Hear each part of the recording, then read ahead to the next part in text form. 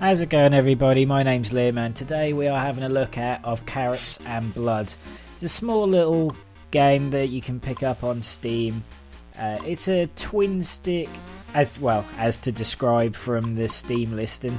Of Carrots and Blood is a twin stick survival arena shooter about kissing bunnies, hungry mutants and lots of blood.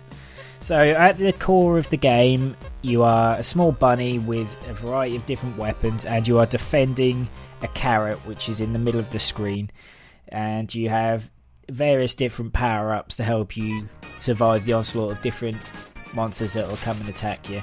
And one of the cool things about it actually is that you can damage your own carrot that you're trying to protect, so it adds a small layer of depth in strategy on how you're going to deal with the enemies that you're going to face.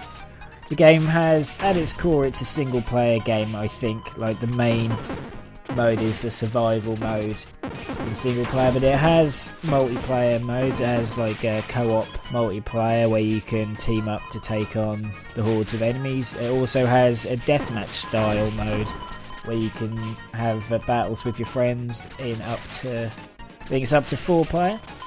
It's a twin stick shooter, and as such it's designed to be used with a controller, but if you would prefer to use a keyboard and mouse, you can do that.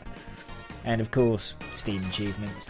The game's main currency system is based around brains. Every time you kill the mutants, you pick up brains, and you can use those to unlock new characters. You can use it to unlock soundtracks for the game, like different chiptune soundtracks, which, on a side note, is one of this game's strong points. The soundtrack is rather good, as you can hear.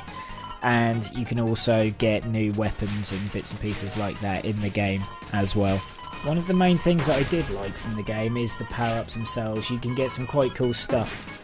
Some of it is based around the weapons you get, like you get ones that allow you to fire more carrots and that kind of thing. But you also get stuff, because at the core what you're trying to do is protect the carrot from the invading mutants. You get things like you get a series of bombs which protect the carrot, and if any of the mutants do manage to get close before you can kill them, it kills them off for you. And you can also get a shield for it as well, which obviously adds a layer of protection. And as you go through, the enemies aren't all the same. You get different types as well, so it stops it from becoming too monotonous. You get, I think they call them ogres, which have these shields which you can't attack from front on, and that means you have to sort of sneak behind them to take them out. And also, I've noticed there's a layer of AI intelligence within it, as you have the smaller mutants sneak behind the shield for protection to get them closer to the carrot, and that's quite cool. You don't often see like AI like that in these kind of games. And I guess at its core, the whole point of it is it's a high score based game. You have online leaderboards, you can compete against your friends, and it's to see how long you can survive. Your bunny only can take one hit. You can't take damage as you go through the level. So you do have to be careful on how you play through the game. You can't just go guns blazing.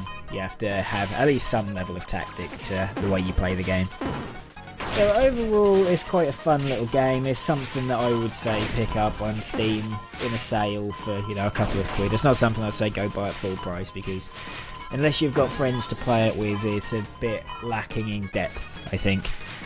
But my name is Lim. This has been Of Carrots and Blood. Hope you enjoyed, and I will see you guys soon.